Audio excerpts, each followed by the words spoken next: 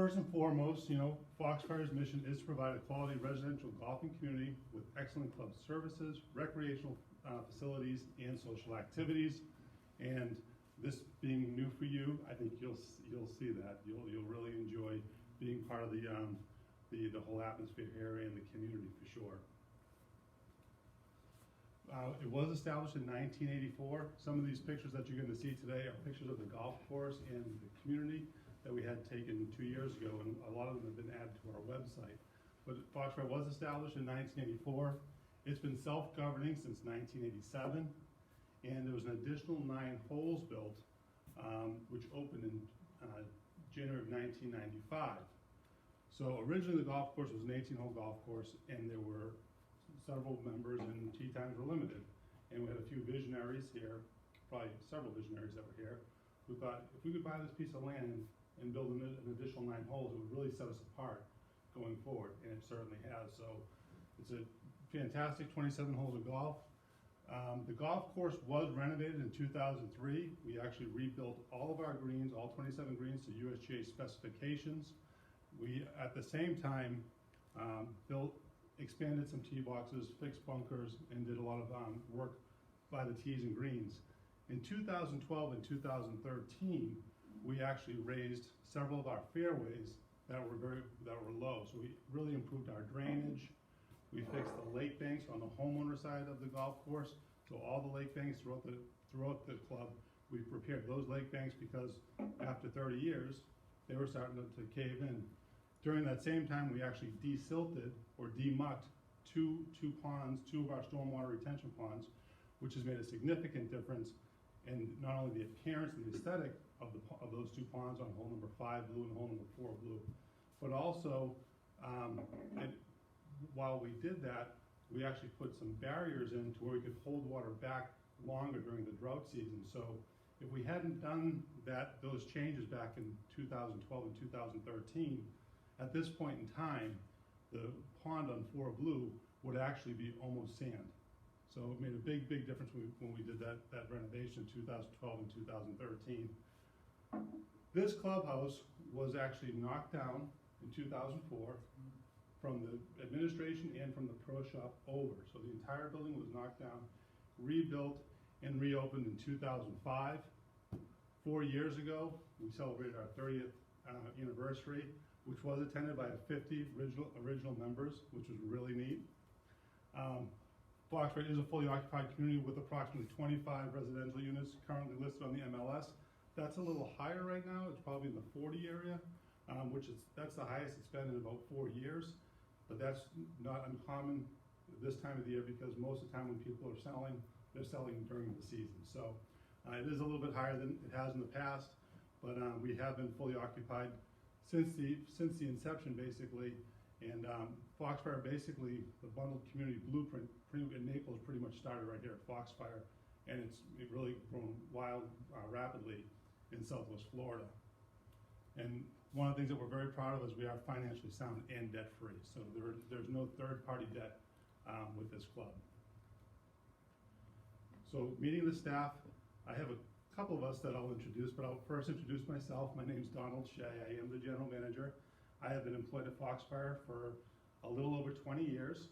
I came to Foxfire in 1997 as the assistant golf professional, and over the years have been promoted through the ranks up until about 5.5 years ago when I took over as general manager. I am from Massachusetts. I have a degree in education, and I'm a PGA golf professional. So I always tell people, degree in education, PGA professional, perfect mix for a general manager at a private club. So I'll have the others introduce themselves, and I'll talk a little bit about Stephen and John at the end after their introductions. Hi, I'm Pam Cannon. I'm the controller here at the club. I've been at Foxfire for 29 years, and I've lived in Naples my whole life, so I've seen it grow from nothing to a huge, well, it's not really that big, but a city. And so that's all. Enjoy. Thank you. Okay, I'm Galina Stairs, and I'm the food and beverage director. I've been at Foxfire for 13 years now. I'm from Bulgaria. I came to America about 15 years ago, and I was lucky to be employed here a few years short after that. So, any questions, dietary restriction, anything, our office is always open, so don't hesitate to contact us. Great. Good morning, everybody. My name is Chef Leo. I'm the executive chef of Foxfire Country Club, and I'm pretty happy to be here with you guys. And I read the comments you guys send every time, and good or bad, we like it, and especially the bad one, we work with it and try to get better. Thank you very much. Nice to meet you. I'm Sean McGinnis. I'm filling in for Asa, who's our merchandiser. She's on maternity leave right now. But I'm the first assistant golf professional here. Me and Steven are over there, so any golfing needs you have, lessons, anything you need with clothing, shoes, or tee times, any help getting on the Chelsea system, please come and see us. We're happy to help you. I'm from Massachusetts originally, and been here for just about 10 years now. Thank you. So Steven is actually our head golf professional. Steven started at Foxfire in November of 2000, so he's been at Foxfire for about 17 and a half years. And I know when he started because I was the one that hired him as one of my assistant pros. But Steven's a really, really good person, does a very, very nice job, extremely conscientious. And as Sean said, anything that they can help you with on the golf end, they're certainly there to help you out. John Bigson, our golf course superintendent, was hired in 2003. So next month will be 15 years that he's been at Foxfire. He's originally from the Philippines, and he's very energetic, very, very bright, and a joy to talk to. But John works really hard, does an excellent job, and I think when you see the golf course and play the golf course and look at the common grounds throughout the area, you'll certainly agree that he does a fantastic job. But unfortunately, as I mentioned earlier, John and Steven, we did have a conflict today, so they're out with the USGA and working with them on what we can do to get better, even better next time. So with that, I'll tell you a few of the frequently asked questions about the various departments, and of course at the end, any questions that you have today, we'll certainly be happy to entertain, and any questions that come up in the future, just stop us and talk to us. That's what we're here for. So first and foremost, how we communicate. Primarily, we communicate through our email system. Email actually was not always up the top there because it used to be bulletin boards and closed circuit TV. But we do have an email where we send out club emails with all of the flyers for upcoming events, whether it's golf, social, some of the clubs like book club that might be meeting, or if there's something that's happening off campus. So if you'd like us to receive our club emails, simply let Stella or Linda in the administration office know what your email address is, and we will certainly add you to our list to get you oriented with what we're doing here and what's going on. We also have bulletin boards that are throughout the club, and on those bulletin boards you will see those flyers. You'll see a lot of information about golf tournaments, social events, bridge and mahjong luncheons, you name it, it's pretty much posted on those bulletin boards. It's also reflected in those emails. We have magazine racks at the main entrance and at the entrance by the grill room. In the magazine racks, we actually have the individual flyers. So if you'd like to take one of the individual flyers for the events, to take it with you, so you have the information, the dress code for the event, that's all listed as well. And then we do have closed circuit television, channel 196, and channel 196, again, it's repetitious because it again has a lot of the basic information. So there's a lot of ways that we communicate that are there for you. And again, any one of those ways will really help you kind of get to know what's going on at Foxfire, that week, that month, or that year. Our Foxfire website, that is the direction we're going, www.foxfirecc.com. Pretty much everything that we have on the emails, the bulletin boards, magazine racks, plus some, is all on the website. So logging into the website can be extremely beneficial, and you can get a lot of information very quickly right there at your fingertips. Again, to navigate the website, come into the administration office. Stella or Linda will be happy to walk you through, give you some login credentials, and get you rolling with the website. But whether it's a form that you would need, or whether you're looking up a specific event on a particular day, Our calendars are listed there. We have access to the Chelsea Tea Time system, the gin system for golf. So pretty much it's right there for you. So I would definitely recommend going on, logging in, and checking it out. Plus, we have a lot of pretty pictures. So the fun things on the website, we have the golf instructional videos. So Steven, Sean, Gary, they've done a lot of instructional videos, whether it's chipping or sand play or putting, so that you can actually log on, go to the golf section, and view their videos, so to get some pointers on the different facets of the golf swing or the technique for a bunker shot. We also have golf rules videos on there as well, which are great because again, it's a lot easier to understand a rule when you can actually see somebody performing that rule visually. So there's a lot of really great information there with golf rules. And then of course our daily updates. We do have our splash page, the home page.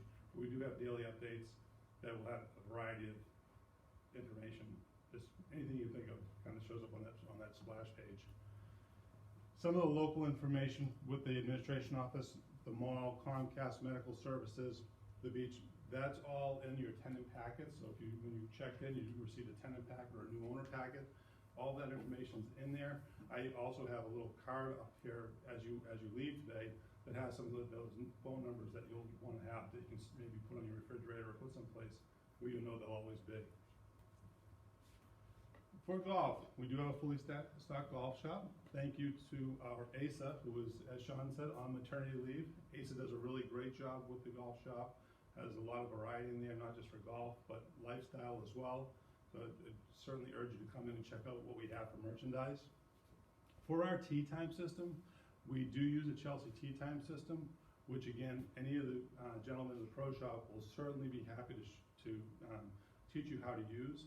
So the Chelsea tea time system, basically what it does, it makes sure that play is, or tea times are distributed fairly across the board. So as I said, Sean, Steven, any of the guys in the pro shop can certainly walk you through how to make a reservation with Chelsea, whether it's online or by telephone. And again, it's the most equitable way for us to distribute tea times for everybody who plays golf. As Sean mentioned, we do offer private lessons, group clinics. We had a rules walk yesterday, so there's a lot, again, on the website, in the flyers, and a lot of different functions that these guys perform. We have weekly ladies and men's leagues. We have the 9-hole league for ladies who play on Tuesday mornings and Tuesday afternoons. We have the 18-hole league for ladies who play on Tuesdays. The men's league 18 plays on Wednesday mornings and Wednesday afternoons, and then the 9-hole men's league plays on Wednesday mornings. Very social groups, a lot of camaraderie, some nice golf competition as well. So if it's something that you'd be interested in, you can certainly sign up to play it in the league on a short-term basis. But that information again is in the pro shop. And then our tournament and special events. We do have a number of tournaments throughout the year and special events. This time of the year, our tournaments are primarily for March are going to be the St. Patrick's Day event. Then we also have a couple of the homeowners association events. So if you're staying in one of those homeowners associations that is actually hosting the event, you'd be eligible to play in that event as well. So we do have a tournament brochure, again, that when you leave, you can certainly take with you. If you have any questions, let the guys in the pro shop know for sure. One thing we always like to remind everybody is that proper golf attire is required for the golf course and the club. That is very well spelled out in the member and tenant packet. One of the things that has happened over the years is attire has gotten less restrictive at clubs, which is fine, but there are points where it's gotten a little bit over the top. So in any case, we just ask everyone to review those policies so that we don't end up having an embarrassing situation. We also have our dress codes for the golf course, driving range, and practice area. At the driving range, on the walk up to the driving range, and also at the first tees, just as reminders, because a lot of times when member or tenants bring guests, they may not be aware that there's a certain dress code. So just a reminder so again we can avoid any embarrassing situations. Food and beverage. Well, you spoke to Galena and talked to Leo. One of the things that we do encourage is making reservations. Our food and beverage operation is very, very popular. All of our social events, all of our special functions are generally sellouts. Last night, for example, we had a a party that was attended by 230 people. So they're all sellouts. Our a la carte dinners that we serve on Tuesday nights, Thursday nights, and Friday nights are all very, very, very popular as well. Wednesday night trivia is always a sellout, so making reservations, whether it's by phone, using the internet, or coming in person, really does help. One of the things that we like to do, one of the reasons we really want you to make reservations, because we want to make sure that we're staffed accordingly. We would hate to have 50 reservations and have 175 people show up, because if we have 50 reservations, we're going to staff for more than 50 reservations, but we're not going to staff for more than triple, of that number. But we want to make sure that you get the best service we can possibly provide, and certainly get the meal that you're looking for. But again, it's just more about preparation and being able to provide the best service we possibly can. So we do ask that if you'd like to come to dinner, to give us a call in advance. And in most cases, Galena or Teresa will ask you if there is a special that we're having, would you like to have that special? Because again, if you say, oh, I'd like to have this special tonight, we'll make sure we prepare enough specials for anybody who makes a reservation. So again, it's just a way that we can accommodate you, and that also helps us staff accordingly. We offer to-go menu as well, so pretty much anything that's available during a certain period of time, certain time of the day. So on our lunch menu, anything that we serve during the lunch menu from 11 to 2:30 on a daily basis, you can also have to go as well. So if you're playing golf and you have to run someplace, you just want to grab a hamburger to go with some fries, certainly we can pack that up and get that to go for you. So just something to remember. As I had mentioned, trivia nights. If you haven't played trivia before, it's very, very popular here at Foxfire. On Wednesday nights was our primary trivia night. We actually had to offer an additional Thursday night 2 times every month, just because we had so many people signing up, we couldn't nearly accommodate them all. So we do have trivia in March. Wednesday 4 times, and Thursday 2 times. Yeah, the second and fourth Thursday, right. It always throws me off because we do Wednesdays only for so long. But Thursday nights, if you haven't played trivia before, if you don't have a team, it's a lot easier for us to put you on a team for Thursday nights, because the teams for trivia have to be made up of 6 to 12 people. And so if you don't have a team on Thursday nights, we can certainly help you get onto a team. Whereas on Wednesday nights, those teams are made 5 years in advance, so it's very, very popular. As I mentioned, the special events, we have a lot of special events, both at Foxfire and off premises. So primarily here, but there are ones that we advertise to go off campus, where we have our travel club. They coordinate some really nice events for people to enjoy, whether it's going to the Sugden Theater or the Barbary Man for a play or a show, or even going to the beach for a sunset on the beach gathering. So there's a lot of really nice things that the members put together here to actually bring the members and tenants off campus. But the on-site events, as I said, very, very popular. We have entertainment several times a month, not only for the parties, but we offer a $5.95 and half-price pizza evening, where we have entertainment for that night. We also have karaoke, or another type of a musician in on one or two Friday nights a month. So again, trying to be connected and staying connected to what we do and how we do it is really helpful, because there's so much to do that you kind of almost have to pick and choose, because there is so much going on. As Galena had mentioned, if you do have food allergies or any dietary restrictions, let us know. We want to know. We want to be able to accommodate. So if we're offering a specific dinner for, we'll say the not St. Patrick's Day, because that's pretty standard. There's a choice there, but most of the events, if there's something that you just can't eat that's on the menu, even St. Patrick's Day, say, look, I can't eat that. Let us know, and we'll make a special arrangement for you. Again, if we know in advance, we can accommodate. If we're serving 200 to 250 people, and we find out at 6:30 at night that someone can't eat, chicken or whatever it might be, it makes it a little bit more difficult. But we will do everything we can to accommodate any food allergies, any dietary restrictions. Again, even on pizza pasta night, we offer a gluten-free pasta, and on trivia night we have sugar-free cake and all those good things. But again, anything we can do to help you out. we're here to do. Our golf course, we are a certified Audubon Cooperative Sanctuary, which is a really great designation. We achieved that originally in 1999 and have to go through a series of steps throughout the year, but every 3 years to be recertified. So many of our practices that are out on the golf course and in the common areas, we do a lot of reusing. So as an example, if we have a tree, which we had about 1,000 trees fall down during Hurricane Irma, we have a tree go down, we'll generally grind up the tree, as long as it's not an exotic invasive tree, grind up the tree on site and use those chips for mulch. A lot of the dead trees that still have, that are still standing, we might top them, and so that there'll be a place for birds to nest.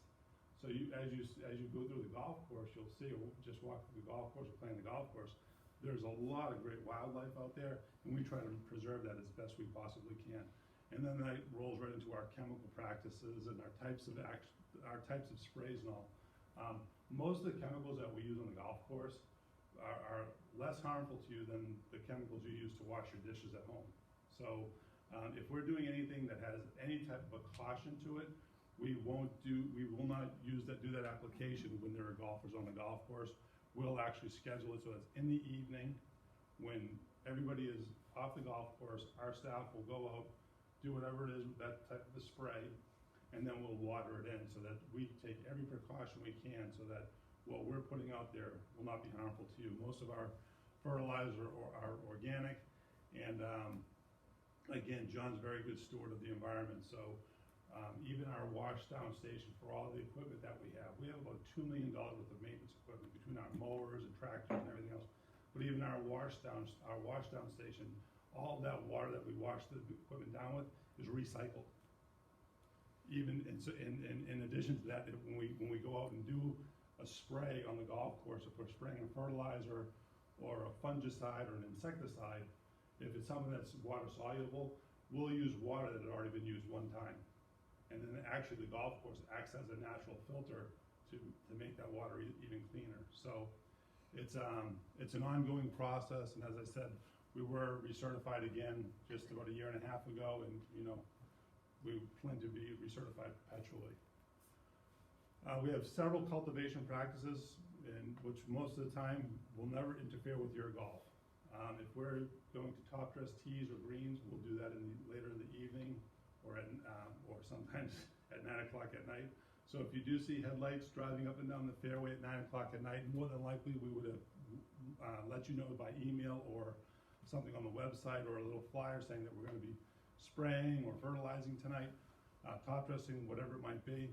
But if you do see headlights driving up and down the fairway at 9 o'clock at night, 99 times out of 100, it's one of our guys. 1 time out of 100, it's someone who went to the grow room, took a wrong turn. It happens. It's happened. So in any case, but most of the time it's probably more like 999 times out of 1,000, but it has happened.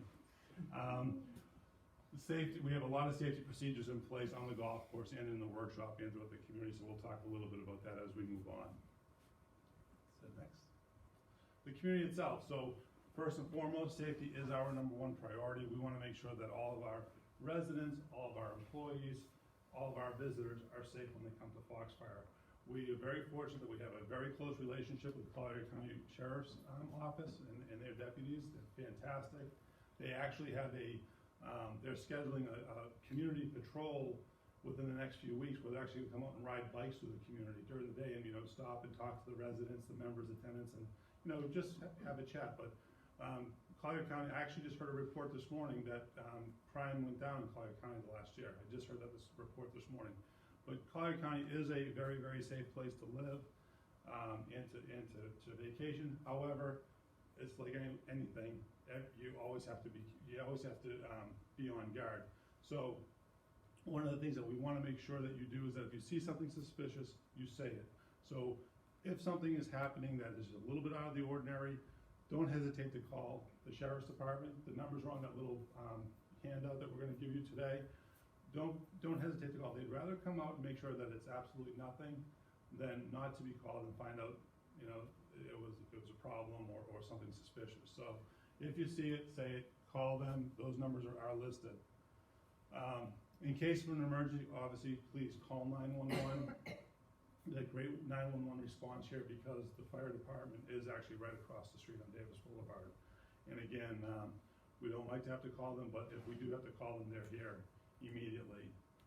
On site, we do have 3 AED units, automated external defibrillators. We have 1 here at the clubhouse, that's by the pro shop. We have 1 in our golf course maintenance facility, which is on Foxtail Courts of the northern part of the community. And then we also have 1 in the cart barn that travels with one of our rangers throughout the day. So we have the golf course and the common area pretty well covered with AEDs. We have approximately 25 to 30 staff members out of the 100 staff members that we have that are actually trained in first aid and AED. So we do have staff members who are certified and trained to use those AED devices.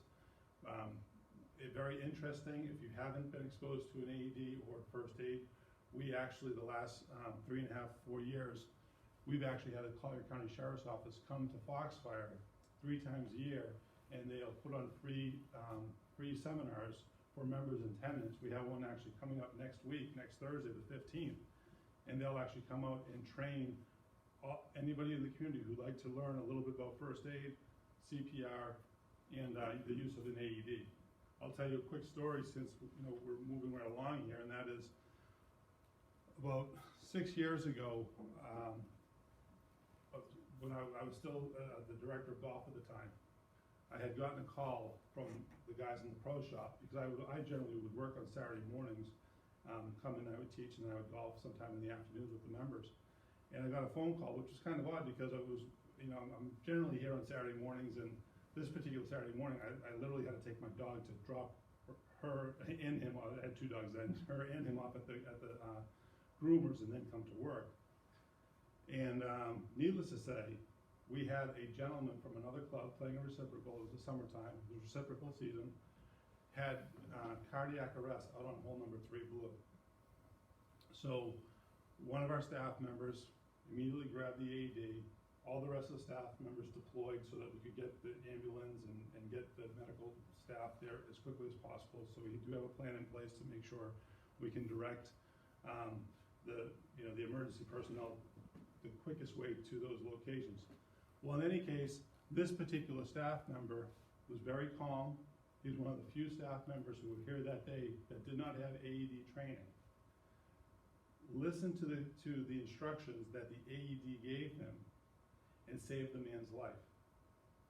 Interestingly enough, we had found out after that in those situations outside of the medical environment, I can't remember the exact statistic, but it was above 95% that normally results in death. So just the fact that he was calm enough to take the AED, go out and listen to exactly what had to be done with the AED, he was actually able to save that man's life. So it's really incredible how far we've come. And one of the things, if you do take a CPR class, or you have in the past, you'll find that a lot of the responders, they don't have a lot of saves. They've performed CPR or they've performed something with the AED, but it might have been just too late.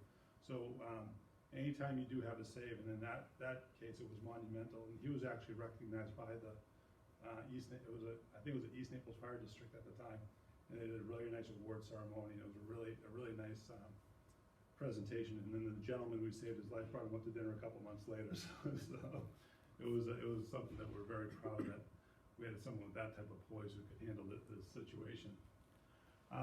We are also a Blue Zones Recognized Homeowners Association, and for those of you who are familiar with Blue Zones, basically it's similar to the Audubon Cooperative. There's a series of steps that you have to go through to be Blue Zones recognized. And one of the steps is having the community, 25% of the community say, listen, we're gonna choose to live healthier and live longer, so we're gonna make different choices in our lives, whether it's our diet, the size of our portions, our socialization. So we developed a health and wellness committee here at Foxfire, and that health and wellness committee kind of guided the club through that process to where in November we actually had a nice celebration with the president of Naples Community Hospital in a recognition ceremony to Foxfire that day. So it was very nice, but again, you'll see articles in our Foxtails online, little flyers about some of the different programs that our Health and Wellness Committee is doing, and that's really goes back to our dedication to really being a Blue Zones Project recognized homeowners association. I just realized I did skip over the Foxfire Neighborhood Associations just real quickly. If you're residing in any of the neighborhood associations, whether it's Foxmore, Fox Club, Foxhaven, all of those neighborhood associations do have their own management for the particular association. So we are the master association, so everybody works under our umbrella. But if there's a problem with the pool at Foxmore or Foxhaven, it's their management company and it's their board who address those needs. So if you do have an issue and you're staying in one of the condo associations, please make sure that you do contact the management company that's involved. We'll always help in any way we can, but I will tell you that the management companies that are here for Foxfire, the management companies that the associations hire, they're all very good, they're all very responsive, and the boards that are at these individual condo associations are all very good as well, very conscientious, and they want to do the right things. Again, we will step in and help wherever we can, and if for some reason or another something's falling through the cracks, we can facilitate progress. But ultimately, as I said, there are some things, and generally we're talking about pools and hot tubs. So if it's a hot tub that's not working in your area, the first thing you want to do is look at who's the management company who's controlling this particular property, and that's again all listed in the information that was provided. And then, as I mentioned earlier, the Foxfire activities, we have so many different things to participate with: tennis, fitness, the pools within the community. Excuse me, the pools within the community. So we have a master association pool, which is right across the street. So that pool, anybody at Foxfire is welcome to come and enjoy that pool. Anybody with a member, tenant, and their guests. So that pool's open for everybody. The individual condo associations and homeowners associations within Foxfire, the use of those pools is limited to the residents that are there and to their guests. So if you're staying in Foxhaven, you can use the Foxhaven pool, but you cannot use the Foxmore pool, and so on and so forth. But those pools are limited to their members and their guests, whereas our pool is open for everybody. And as I said, it's right across the street from the clubhouse. And then if you haven't seen, but our tennis courts, we have 3 Harp-True tennis courts. Those, again, are community tennis courts. That's open for everybody. We've got a great tennis program here. We've got a great tennis pro. His name's Greg. They have a lot of activity going on at the courts all the time. So, again, that's there for everybody's use, and we would certainly welcome you to use them. What's next? Oh, the phone numbers.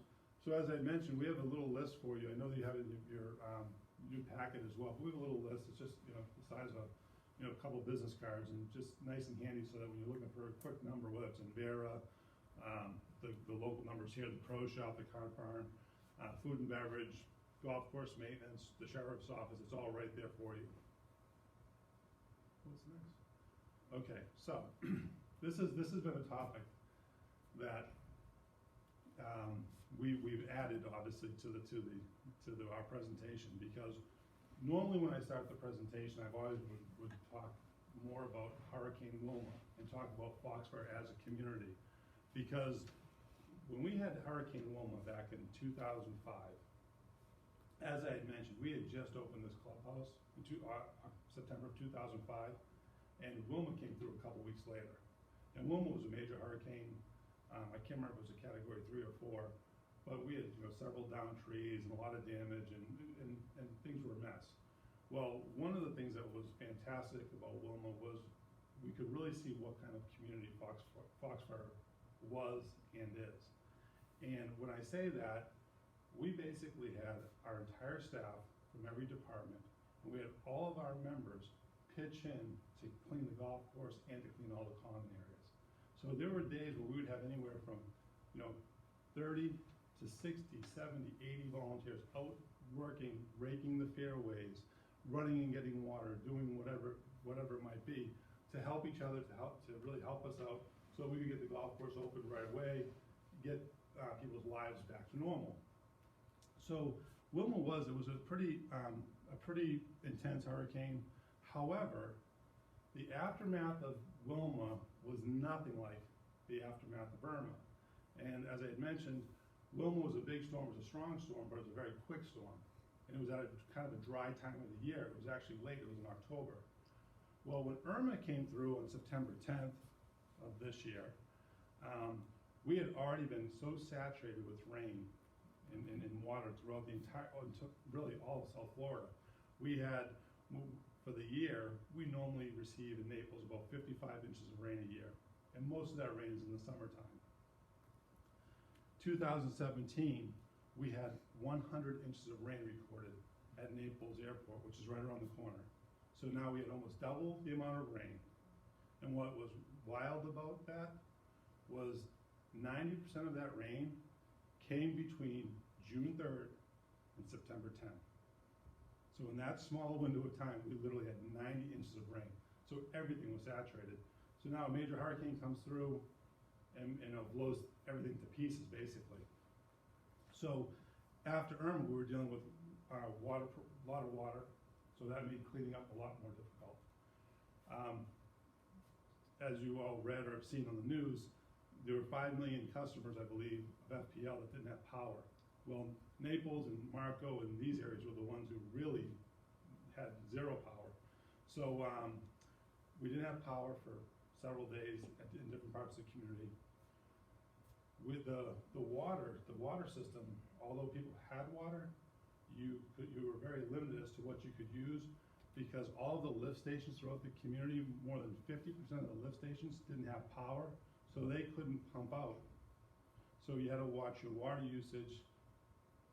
There were curfews, so we had to work within certain curfews after the storm, because most of the traffic lights weren't working. A lot of people didn't have power at their home. They're afraid of, looting and all those terrible things. So the first few weeks after Irma was entirely different than Wilma. And it was very trying for everybody that was here, because whether you were a member, a staff member, a friend, a relative, communication was terrible. You could maybe text message somebody in Hawaii, but you couldn't text message your husband or wife, who's 10 minutes away or a couple miles away. So it was a really trying time. But one of the things that was amazing, once again, and here we were, 12 years later, that's my Boston accent. Did you get that? 12 years later, was the community pulled together again. That's how everything came back together. The members, the staff, all pulled together, and what I would say is did the right thing. If people needed water, they shared their water. If anyone needed any type of assistance, a lot of our maintenance staff, they didn't have any clean clothes, because they had no source for water. We had members, as soon as the stores opened up, running and buying socks and underwear and donating clothes so that they could continue to come to work in clean clothes and feel clean. So just an incredible effort. And what we did was, the same photographer who came out and did those beautiful pictures for us in 2016, we had him come back out and do a drone video of the golf course. And this was about 5 or 6 days after Irma, so we had cleaned up quite a bit of the community. But this video we're going to share with you kind of gives you a little idea of what it looked like right here at Foxfire that week after September 10th. So we can roll the video.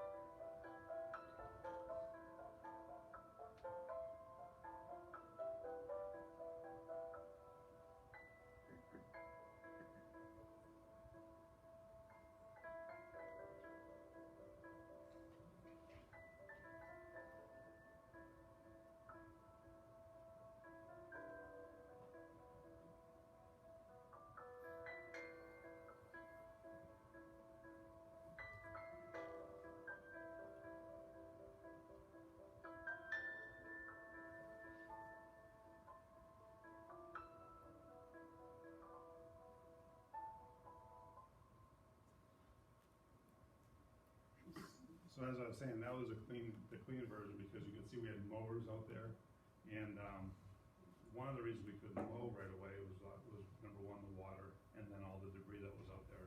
But also, because of the limitations on the fuel, we had to wait until we could actually have deliveries. We did have gas here in our tank, but we had to be very careful about how much gas we were using. But it's just an amazing thing if you could see some of the pictures, which we actually do have on the website. We have a Hurricane Irma webpage on the website, and you can take a look at the individual shots, and you see the water that was out there. I still look at the pictures I have on my iPad, and I still can't believe the amount of water that was out there. Literally, the day after the storm, there were places on Kings Way that still had a foot of water. The very next day, a foot of water. And that's the first thing we did. We actually cleaned the roadways and the sidewalks to get emergency vehicles through. And that was all done internally. That wasn't done with the state or the county or whatever it might be. So really just one of those experiences you'll obviously never forget, you learn from. I think we all certainly learned from it. We learned a lot from Wilma, which actually helped us prepare for Irma, but just two entirely different storms. But as I said, I definitely would welcome you to go on the website and take a look at some of the pictures, because you'll see water in places it's just not supposed to be. literally. And but in any case, if there's any questions that you have or anything, any just comments, please share them with us. I hope you enjoyed them. This made sense for you to come on.